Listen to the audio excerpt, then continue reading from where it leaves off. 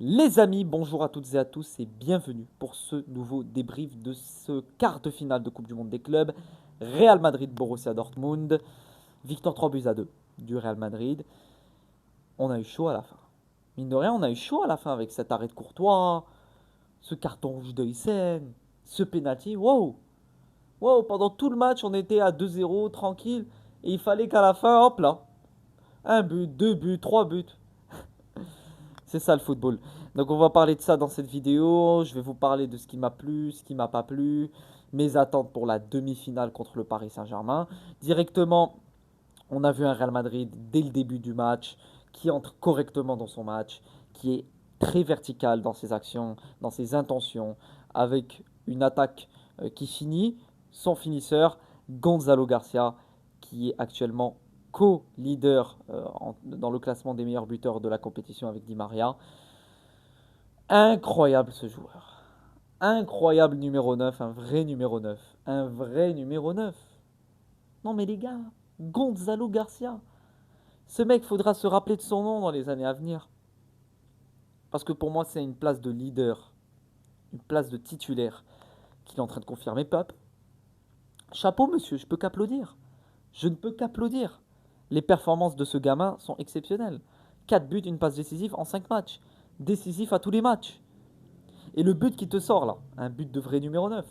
L'orientation du corps, le placement, l'intention du joueur. Tu vois vraiment l'orientation de son pied. Il ouvre le pied et il sait très bien ce qu'il fait. Chapeau, franchement chapeau.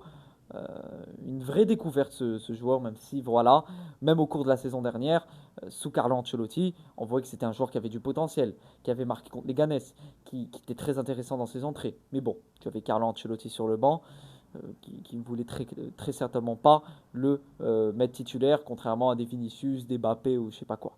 Donc voilà, un petit peu de méritocratie. Tu vois vraiment que le mec euh, montre quelque chose sur le terrain. Et enfin, des joueurs de ton école qui brillent, ça fait vraiment plaisir. Tout comme un certain Fran Garcia. Faut en parler. Non, mais il faut en parler de sa transformation.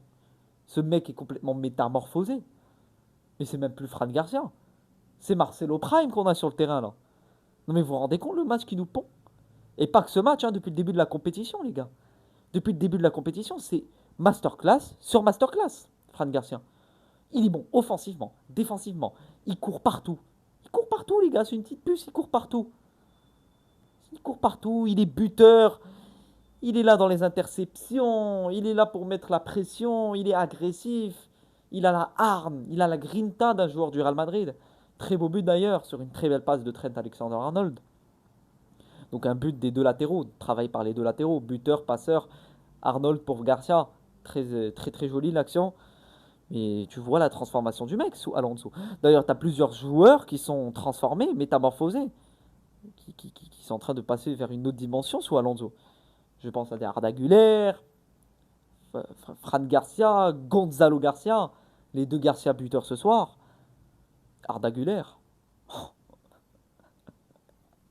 Arda Güler. Franchement, la saison prochaine, si tu laisses les clés à Xabi Alonso, tu le laisses travailler 1 mois, 2 mois, 3 mois, 4 mois consécutivement. Tu le laisses mettre sa patte sur cette équipe. Tu le laisses vouloir faire ce qu'il veut de ses joueurs. Franchement, tu peux voir vraiment quelque chose de très, très, très intéressant la saison prochaine. Arda Güler au milieu de terrain, incroyable. Comme je vous l'ai dit, c'est le mec, c'est l'un des seuls mecs qui a de la magie dans les pieds, le seul créatif de l'équipe. Et il le rend sur le terrain. Comme l'a dit Xabi Alonso, tu joues mieux avec Arda Güler sur le terrain. Mais le mec, il est exceptionnel. Il est exceptionnel dans son intelligence de jeu, dans sa vision, dans ses intentions, dans sa percussion. C'est un poste qui, voilà, c'est une place de titulaire qu'il est en train de s'approprier petit à petit. Arda, pour moi, il est indéboulonnable. Impossible de le bouger du 11. Tout comme Gonzalo Garcia actuellement. Tout comme Gonzalo Garcia, c'est exceptionnel. Federico Valverde, face à la Juve, il finit homme du match. Il fait un match de porc. Et là, il refait un match de porc. Mais ce mec, il est infatigable. Infatigable. Il perce. Il percute. Il est là pour casser les lignes. Il est là pour faire mal au milieu adverse. Monstrueux Fede Valverde également. Monstrueux. Alors la chose qui fait mal, c'est le carton rouge de Dino Hussein. qui sera évidemment absent face au Paris Saint-Germain. Très grosse perte. Donc la défense centrale, tu verras sûrement Rudiger, Raúl Asensio. Donc Rudiger, Raúl Asensio et Tchouaméni en défense centrale. Ça fait mal, hein. Ça fait mal de perdre Dean Huijsen comme ça avant cette demi-finale. C'est un mec qui te fait tellement du bien, qui casse les lignes.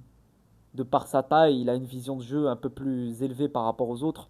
Sa taille, il voit beaucoup mieux le terrain par rapport aux autres joueurs. Et son absence va faire très mal. Rappelez-vous de ce que j'ai dit. Son absence va faire très mal face au Paris Saint-Germain. Trent Alexander-Arnold, première mi-temps très correct. Je l'ai trouvé beaucoup plus percutant, beaucoup plus fluide, même si petit à petit il doit montrer beaucoup plus, même si c'est avec le temps qu'ils auront une certaine adaptation, voilà, une adaptation qui sera meilleure, j'ai envie de dire. Ça passe encore une fois, 2 passes décisives en 2 matchs consécutifs, très intéressant. D'ailleurs, il remplit son rôle, il est passeur, mais je demande encore beaucoup plus d'un Trent Alexander-Arnold. Je veux un Arnold qui percute, je veux un Arnold qui monte, qui presse dans le sens, pas presser les défenseurs adverses ou l'équipe adverse, mais presser en montant, en perçant ce couloir latéral pour essayer d'apporter une valeur ajoutée offensivement. C'est ça ce qu'on demande d'un latéral. C'est pas de défendre, c'est pas de construire derrière, c'est de rapporter quelque chose offensivement, de mettre un peu plus d'énergie. C'est l'énergie qu'on a envie de voir. Mais bon, petit à petit, ça se mettra en place. Au niveau du milieu de terrain, Jude Bellingham, intéressant, voilà, beaucoup plus intéressant que face à la Juve. Voilà, dans la construction, dans l'ombre également de ce milieu de terrain du Real Madrid. Tu as un Xabi Alonso qui a mis encore une fois sa tactique de 3-4-3, avec les 2 latéraux qui sont très très hauts, avec une défense centrale à 3, avec un milieu de terrain toujours aussi fort, et une attaque Vinicius Gonzalo Garcia. Alors Vinicius, je suis désolé, encore une fois, je le redis, c'est pas le Vinicius que j'attends. C'est pas le Vinicius que je veux voir. C'est pas le Vinicius que je connais. Je veux voir un Vinicius finisseur. Je veux voir un Vinicius décisif. Je veux voir un Vinicius qui dribble, pas pour dribbler. Je veux voir un Vinicius qui percute. Certes, dans le pressing, il presse, tout comme Gonzalo Garcia, mais je veux voir un Vinicius qui est moins maladroit dans ses gestes. Beaucoup d'actions, il pouvait largement mieux faire. Et on connaît tous la trempe d'un Vinicius Junior, on sait ce que c'est. Voilà, il nous a montré qu'il était capable de faire de très grandes choses. Donc évidemment, on attend beaucoup plus d'un Vinicius Junior, mais évidemment, il y aura le temps au cours de la saison prochaine pour qu'il puisse monter en puissance. Et de toute façon, sous Xabi Alonso, c'est la méritocratie qui prime au club. J'ai envie de parler d'un joueur qui est Aurélien Tchouaméni. J'ai l'impression que ce joueur également, franchement, les gars, ce n'est pas anodin. Ce n'est pas une coïncidence si tu as plein de joueurs sous Xabi Alonso qui se métamorphosent. Tchouaméni, Huijsen, même si Huijsen, voilà, on savait qu'il était toujours aussi fort. Mais là, voilà, sous Alonso, il s'adapte à un nouveau style de jeu. Tchouaméni, Huijsen, Fran, Gonzalo Garcia, Arda Güler. Waouh! Franchement, énormément de joueurs transformés et c'est très intéressant.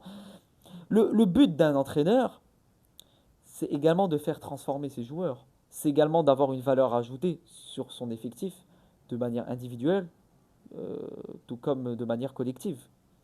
Et automatiquement, quand tu apportes une plus-value de manière individuelle sur ton effectif, automatiquement, tu auras des joueurs qui seront métamorphosés, qui prendront du plaisir sur le terrain.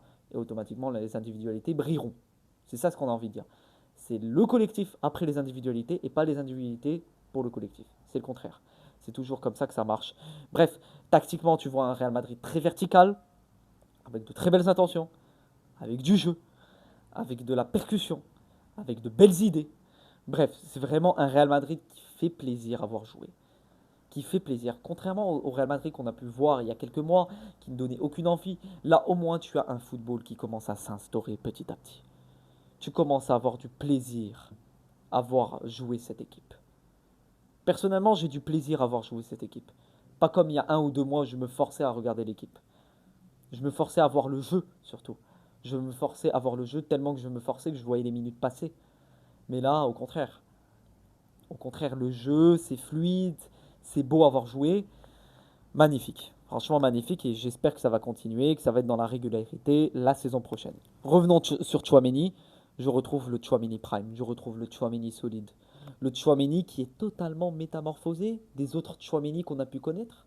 Surtout avec cette défense à 3. J'ai l'impression que cette défense à 3, il est dans son élément. Il est dans son élément, tout comme Fran Garcia. Peut-être qu'il a un sentiment de sécurité, à se dire comme quoi il y a plus de défenseurs, la défense est plus sécurisée, plus compacte, donc il peut se permettre d'être beaucoup plus productif et beaucoup plus actif au niveau de cette défense centrale. Ça lui permet de monter au milieu de terrain. Ça apporte vraiment un profil intéressant à ce Aurélien Tchouaméni. J'aime beaucoup le Tchouaméni qu'on peut voir ce soir, tout comme le Tchouaméni qu'on a pu voir depuis le début de cette compétition. Comme je vous l'ai dit, Rudiger, maillon faible. Sur la fin du match, tu as ce mauvais dégagement qui mène au premier but du Borussia Dortmund. Tu as le carton rouge d'Huysen, où également lui, il y a pas mal d'erreurs de placement. Anthony Rudiger, un peu trop dans les vapes à des moments. Je ne vois pas le Rudiger solide, je ne vois pas le Rudiger qu'on a pu connaître lors de la saison d'avant. Je vois un Rudiger affaibli, certes il revient de blessure, donc peut-être qu'il lui faut du temps, mais également l'âge commence à se faire sentir sur ce joueur, les gars. C'est pas pour rien que le Real Madrid est en train de pister Ibrahima Konaté pour l'année prochaine. C'est pour également préparer l'avenir et un futur départ de Antonio Rudiger. Et oui, les gars, il a 32, quelque chose comme ça, 32 ans. Donc il faut préparer l'avenir et c'est un joueur qui petit à petit perdra sa place au vu de l'émergence des jeunes, ou également le Juan Martinez qui est au niveau de la Castilla, qui va monter, j'espère, la saison prochaine sous Xabi Alonso, qui est un joueur que j'ai envie de voir également. S'il y a une pré-saison cet été, j'aimerais bien le voir sous Xabi Alonso, ce que ça peut donner, mais c'est également un joueur qui peut monter en puissance et qui peut rapidement faire perdre des places en défense centrale. Donc il faudra surveiller ça. Il y a trois choses à retenir de ce Real Madrid actuellement sous Xabi Alonso que j'ai envie de lui tirer ma révérence. Chapeau à Xabi Alonso pour ce qui actuellement les gars, il est en train de faire quelque chose d'exceptionnel. De prendre l'équipe en 2-3 semaines. Et ils sont actuellement en demi-finale de Coupe du Monde des clubs. Et ils vont jouer le Paris Saint-Germain. Ils ont déjà rempli cet objectif qui était fixé par la direction, cet objectif financier, sportif, d'atteindre les demi-finales. Battre la Juve, Dortmund, Salzbourg, Pachuca, nul face à Lille. Franchement, le travail de Xabi Alonso se fait sentir. Se fait sentir. Tu vois un entraîneur qui clairement, on ressent sa patte. On voit qu'il a envie de proposer de belles idées. On voit qu'il n'est qu'à seulement 10 voire 15% des idées qu'il a envie de proposer. La saison prochaine, petit à petit, comme je vous l'ai dit, on verra quelque chose de beaucoup plus intéressant, beaucoup plus... Voilà, tu verras quelque chose de mieux mis en place. Et j'ai hâte, j'ai hâte. Donc il y a premièrement cette patte Xabi Alonso, tu as la transformation des joueurs, tu as les dispositifs tactiques, tu as la Castilla, l'émergence d'un Gonzalo Garcia, l'émergence de peut-être d'autres joueurs qui viendront de cette école de la Castilla. C'est très très intéressant. Tu vois un club qui fonctionne, tu vois une structure de jeu, une identité, un style. C'est ce que j'ai envie de voir. Une équipe du Real qui, la plupart du temps, au niveau du match, très possessive avec le ballon, ils font tourner le ballon, ça circule bien, ça joue, les transversales pour les ailiers, les latéraux qui fonctionnent très bien et qui communiquent très bien avec les ailiers, les milieux de terrain qui communiquent bien et voilà, on retrouve le milieu de terrain moteur qu'on avait envie de voir la saison dernière. C'est ce que j'ai envie de voir. C'est ce que j'ai envie de voir et maintenant on va parler de l'entrée de Kylian Mbappé. L'entrée de Kylian Mbappé. Je ressens directement un Kylian Mbappé beaucoup plus fluide. Un Kylian Mbappé beaucoup plus vif. Ce but qui te met monstrueux. Monstrueux. Et la passe d'Arda Güler, qui double passeur décisif ce soir. Monstrueux également le match d'Arda Güler, comme je vais pu le dire au cours de cette vidéo, qui te livre deux petits bijoux signés El Maestro. Et tu as ce but de Kylian Mbappé, un vrai but du numéro 9.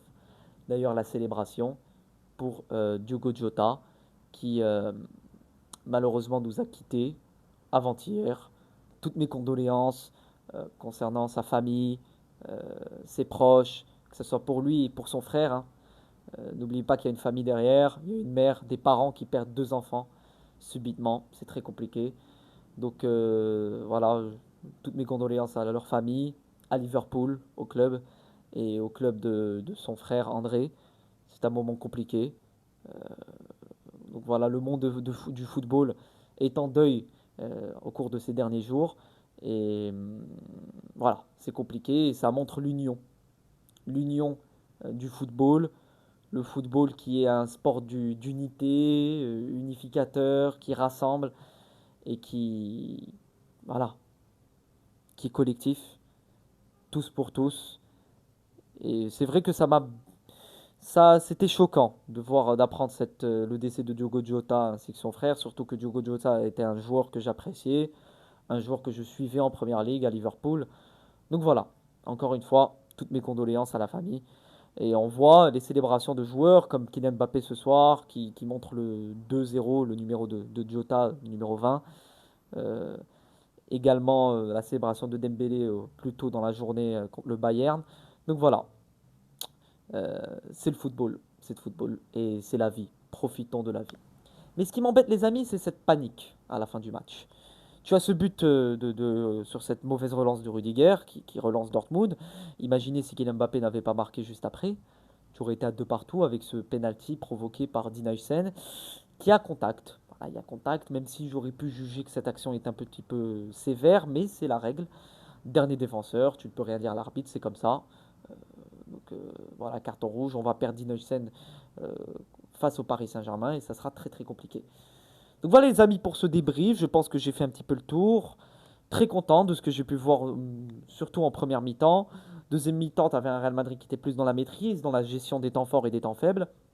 Hâte de voir cette demi-finale face au Paris Saint-Germain, ça sera un énorme match. J'essaierai de sortir un avant-match, peut-être lundi, de cette demi-finale de Coupe du Monde des clubs. Prenez soin de vous les amis. On se retrouve la semaine prochaine pour le débrief de cette demi-finale. Et sur ce les gars, avis pour toujours à la Madrid, in Adamas.